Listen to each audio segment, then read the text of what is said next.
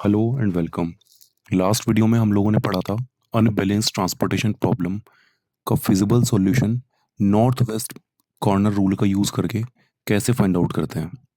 लेकिन इस बार हम लोग पढ़ेंगे अनबैलेंस्ड ट्रांसपोर्टेशन प्रॉब्लम। तो इसके लिए हमारे सामने एक क्वेश्चन है। यहाँ पर आपको ये डेस्टिनेशंस दी हुई हैं, यहाँ पर ओरिजिन्स दिए हुए हैं और यहाँ पर आपको कॉस्ट दी हुई है। और अब हमें इन सप्ल ये जो यहाँ सप्लाई दी हुई है और ये डिमांड्स दी हुई हैं, इनको इस तरीके से डिस्ट्रीब्यूट करना है कि हमारी जो ट्रांसपोर्टेशन की कॉस्ट है वो मिनिमम हो जाए।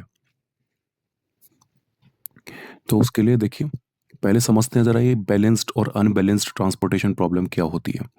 देखो, यहाँ पे हमें सप्लाई दी हुई है, यहाँ पर ये तीन अलग अलग सप्लाई के बारे बताई जा रही है हमें, और यहाँ पर ये हमें डिमांड दी हुई है, तीन अलग अलग डिमांड्स हमें बताई हुई हैं। तो हम इनका टोटल करते हैं। तो जब हमने इन तीनों को ऐड किया तो हमें रिजल्ट मिला 235, और जब हमने इन तीनों डिमांड्स को टोटल किया तो हमें रिजल्ट मिला 215। और ऑब्वियसली 215 इक्वल नहीं होता है 235 के। यानी कि हम ये कह सकते हैं कि टोटल डिमांड और टोटल सप्लाई अनइक्वल है यहाँ पर। तो ऐसी जितनी भी ट्रांसपोर्टेशन प्रॉब्लम्स होती हैं जहाँ पर टोटल डिमांड और टोटल सप्लाई अनइक्वल होती हैं, उनको हम अनबैलेंस ट्रांसपोर्टेशन प्रॉब्लम बोलते हैं। जैसे यहाँ पर देखिए, ट्रांसपोर्टेशन प्रॉब्लम हमारे पास दो तरीके की है, बैलेंस ट्रांसपोर्टेशन प्रॉब्लम और अनबैलेंस ट्रांसपोर्टेशन प्रॉब्लम। जब टोटल सप्लाई और टोटल डिमांड इक्वल होती है तो हम कहते हैं कि ये ट्रांसपोर्टेशन प्रॉब्लम एक बैलेंस ट्रांसपोर्टेशन प्रॉब्लम है। लेकिन अगर ये दोनों अनइक्वल होती हैं तो हम कहते हैं ये एक अनबैलेंस्ड ट्रांसपोर्टेशन प्रॉब्लम है। अब अनइक्वल होने का मतलब है कि या तो सप्लाई डिमांड से कम होगी या फिर सप्लाई डिमांड से ज़्यादा होगी। इन दो ही कंडीशंस में से एक कंडीशन हो सकती है। तो हमें क्या करना होता है, हम पहले चेक करेंगे कि सप्लाई डिमांड से कम है या ज़्यादा है। अगर सप्लाई डिमांड से कम होती है तो हम एक डमी रो को ऐड कर देते हैं, और ऐसे में अ, उसकी जो कॉस्ट हम लोग रखते हैं वो ज़ीरो रखते हैं। मतलब डमी रो में हम लोग जितनी भी कॉस्ट डालेंगे वो सभी की सभी ज़ीरो होंगी। और ऐसे में हमें एक नई सप्लाई भी ऐड करनी होगी, और वो नई सप्लाई किसके इक्वल होगी, total demand minus total supply के। क्योंकि डिमांड ज़्यादा है ना सप्लाई से, तो नई सप्लाई जो होगी वो total demand minus total supply होगी। इसी तरह से इसका उल्टा चलेगा कि अगर सप्लाई ज़्यादा है तो हम एक डमी कॉलम ऐड करते हैं, और फिर डिमांड कितनी रखेंगे हम लोग, सप्लाई माइनस डिमांड। ठीक है। अब हमारी इस वाली प्रॉब्लम को देखते हैं हम लोग कि यहाँ पर हमें क्या देखने को मिल रहा है कि टोटल सप्लाई ज़्यादा है टोटल डिमांड से। तो यहाँ पर मैं बोल सकता हूँ कि supply is greater than demand. तो ऐसी कंडीशन में अभी हमने सीखा था कि हम ऐसे में एक डमी कॉलम ऐड करते हैं। तो देखिए, यहाँ पर हमने एक डमी कॉलम ऐड कर दिया है, ये रहा यहाँ पर। और इसमें जो तीनों कॉस्ट हमने रखी हैं वो ज़ीरो रखी हैं। और यहाँ अब हमें एक एक्स्ट्रा डिमांड भी ऐड करनी होगी, और ये डिमांड किसके इक्वल होगी, जो हमने अभी अभी सीखा था कि total supply minus total demand, जो रिजल्ट आएगा 20, वही हमें यहाँ पर लिख देना है। ठीक है। जैसे ऊपर देखिए, यहाँ पर कितना था, ये टोटल सप्लाई है 235 और टोटल डिमांड है 215। दोनों को माइनस करोगे तो 20 आ जाएगा। यही वो 20 है जो हमने यहाँ पर लिखा हुआ है, ये जो यहाँ पर है। ठीक है। अब क्योंकि ये बैलेंस्ड ट्रांसपोर्टेशन प्रॉब्लम बन चुकी है, तो अब इसके आगे हमें सारा काम वही करना है जो हम पहले ही लास्ट वीडियो में सीख चुके हैं बैलेंस्ड ट्रांसपोर्टेशन प्रॉब्लम में। तो आइए शुरू करते हैं। तो हम सबसे पहले डिस्ट्रीब्यूट करते हैं नॉर्थ वेस्ट कॉर्नर को ढूंढेंगे हम लोग सबसे पहले। तो ये है यहाँ पर नॉर्थ वेस्ट कॉर्नर, ये रहा यहाँ पर नॉर्थ वेस्ट कॉर्नर। और हमें पता है इसके कॉरस्पॉन्डिंग सप्लाई और इसके कॉरस्पॉन्डिंग डिमांड को हम लोग देखते हैं, और इनमें से जो भी कम होता है उसी को हम लोग यहाँ पे डिस्ट्रीब्यूट कर देते हैं।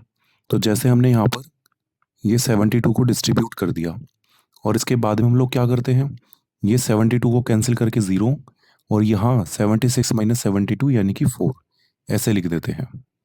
अब फिर से हम लोग क्या, और ऐसी कंडीशन में जो भी ज़ीरो हो जाता है, जो भी रो या कॉलम ज़ीरो हो जाता है, उसको हम कैंसिल कर देते हैं। तो जैसे यहाँ पर हमें दिख रहा है ये वाला पूरा कॉलम कैंसिल होगा, तो ये हमने इसको कैंसिल कर दिया। और अब फिर से हम लोग नॉर्थ वेस्ट कॉर्नर को ढूंढेंगे जो कि यहाँ पर ये है, और इसके कॉरस्पॉन्डिंग डिमांड और इसके कॉरस्पॉन्डिंग सप्लाई को चेक करेंगे। जो भी मिनिमम होगा उसी को हम लोग डिस्ट्रीब्यूट कर देंगे।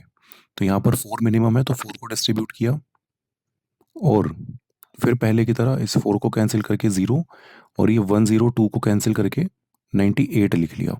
98 कैसे लिखा? 102 माइनस 4। ठीक है। और फिर पहले वाला काम करेंगे कि जो भी रो या कॉलम 0 हो गया उसको कैंसिल कर देंगे। यहाँ पर हमने देखा ये वाला, ये वाली जो रो है ये कैंसिल हो चुकी है। और अब फिर पहले वाली साइकिल दोबारा चलेगी कि नॉर्थ वेस्ट को पकड़ेंगे, इसमें से जो भी मिनिमम है उसको देखेंगे। 82 मिनिमम है तो 82 को डिस्ट्रीब्यूट कर लेंगे। ये बच गया। तो इसके कॉरस्पॉन्डिंग मिनिमम हमने ढूंढा, मिनिमम 16 है, तो इस 16 को हम लोग डिस्ट्रीब्यूट करेंगे। तो ये सॉल्व करने के बाद हमारे पास कुछ ऐसी वैल्यूज़ आ रही हैं। और अब ये जो हम लास्ट वीडियो में सीख चुके हैं वही काम हम लोग करेंगे कि यहाँ पर अब हम टोटल कॉस्ट फाइंड आउट करेंगे। तो देखिए दोस्तों, हम लोग नई टेबल बना चुके हैं जहाँ पर हमने सिर्फ ये एलोकेशंस ही लिखी हैं, जहाँ जहाँ पर हमने डिस्ट्रीब्यूट किया था। अब हमें पता है टोटल कॉस्ट निकालने के लिए हम लोग क्या करते हैं, हम इनकी आपस में मल्टीप्लिकेशंस करते हैं और सभी को ऐड कर लेते हैं। तो जैसे हमने यहाँ पर 4 इंटू 72 ये कर लिया, 8 इंटू 4 यहाँ पर, और इसी तरीके से सबको मल्टीप्लाई करते हुए हमने लिख लिया है। और फाइनली हमारा आंसर कितना आ गया है? 3529 रुपीज़। के बाद हमें चेक करना होगा कि ये जो सॉल्यूशन आया है ये डीजनरेट सॉल्यूशन है या नहीं। अब हम चेक करेंगे इस ट्रांसपोर्टेशन प्रॉब्लम का जो सॉल्यूशन हमने निकाला है ये डीजनरेट सॉल्यूशन है या फिर नॉन डीजनरेट सॉल्यूशन है। कैसे चेक किया जाता है? हम सबसे पहले चेक करेंगे इसमें कितनी 1 2 3 4 5 और 6, टोटल हमारे पास 6 एलोकेटेड सेल्स हैं जो कि हमने यहाँ पे लिख लिए, ये रही 6 एलोकेटेड सेल्स। और फिर इसको हम चेक करते हैं इस फॉर्मूले से m प्लस n माइनस 1, जहाँ पर ये क्या है? Number of rose and number of columns. Number of columns कितने हो गए? 4, और नंबर ऑफ रोज कितने हो गए? 3। तो बस हम यहाँ पर जैसे इसको चेक करते हैं 4 प्लस 3 माइनस 1, तो आंसर कितना आ गया? 6। और जैसे ये दोनों मैच कर जाएं तो हम कह सकते हैं कि ये सॉल्यूशन एक नॉन डीजनरेट सॉल्यूशन है। इसके अलावा हमें एक कंडीशन और चेक करनी होती है, उसके लिए हम लोग टेबल दोबारा बना लेंगे और हम ये चेक करेंगे कि यहाँ पर कोई एक क्लोज्ड लूप तो नहीं बन रहा है इन एलोकेटेड सॉल्यूशंस, एलोकेटेड सेल्स में। तो ये चेक करते हैं, जैसे हम लोग किसी भी एक सेल से स्टार्ट करेंगे और कोशिश करेंगे क्लोज लूप बनाने की। तो जैसे मान लीजिए अगर हम यहाँ से शुरुआत करते हैं तो यहाँ से ऑब्वियसली हम सिर्फ राइट में ही जा सकते हैं, उसके बाद आगे नहीं जा सकते क्योंकि कुछ भी नहीं है आगे। हमें सिर्फ नीचे ही आना होगा, या तो यहाँ तक आ सकते हैं या फिर यहाँ तक आ सकते हैं। ठीक। अब अगर हम ऊपर रुक जाते बीच वाली में तो यहाँ से कहीं भी नहीं जा सकते थे हम, लेफ्ट राइट में कुछ भी नहीं है, तो हमें ऑब्वियसली सबसे नीचे ही आना पड़ेगा। तो सबसे नीचे आ जाते हैं यहाँ पर, और यहाँ से राइट में जा सकते हैं बस। राइट में भी दो जगह तक जा सकते हैं, या तो 24 पर रुक जाएं या 0 पर रुकें। 24 पर रुके तो भी कहीं नहीं जा सकते और 0 पर रुके तो भी कहीं नहीं जा सकते। यानी हमने देखा हर तरह से हमने कोशिश करी और यहाँ पे कोई भी क्लोज लूप नहीं बन रहा है। आप किसी और जगह से भी चेक कर सकते हैं, जैसे 8 से चेक किया तो या तो लेफ्ट में जाएंगे तो भी कुछ नहीं बना। अब यहाँ से हम लोग नीचे जा सकते हैं, नीचे गए तो भी कुछ नहीं बना, और नीचे आ गए तो राइट जा सकते हैं और आगे जा सकते हैं, अगेन कोई लूप नहीं बनेगा। तो हम किसी भी तरह से ट्राई कर लें कोई भी लूप नहीं बन पाएगा। हम यहाँ 0 से स्टार्ट करें तो भी वही होगा, कोई भी लूप नहीं बनेगा, है ना। तो अगर यहाँ पर कोई भी क्लोज लूप नहीं बन रहा है तो ऐसी कंडीशन में हम लोग श्योर हो जाते हैं कि ये जो सॉल्यूशन है हमारा ये एक नॉन डीजनरेट सॉल्यूशन है। और बस जैसे ही नॉन डीजनरेट सॉल्यूशन आया तो ये हमारा एक फिजिबल सॉल्यूशन बन गया, जिसको हम ऐसे बेसिक फिजिबल सॉल्यूशन कह सकते हैं। तो बस आज के लिए इतना ही।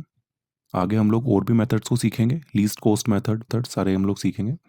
और हमारे साथ बने रहिए, देखते रहिए। और इन सभी नोट्स के पीडीएफ्स आपको डिस्क्रिप्शन बॉक्स में मिल जाएंगे, तो सभी लोग हमारे